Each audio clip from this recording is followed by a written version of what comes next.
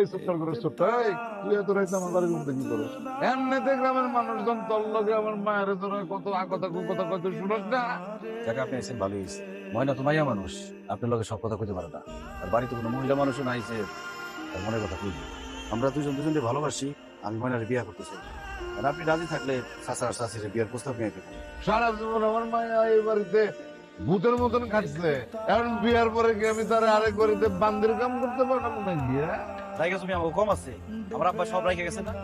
এই বাড়িটা তো আমার আব্বার জায়গা। কোনোটাই তো তোর দখলে নাই। 20টা টাকার জন্য চাচা চাচির কাছে হাত পাততে হতো।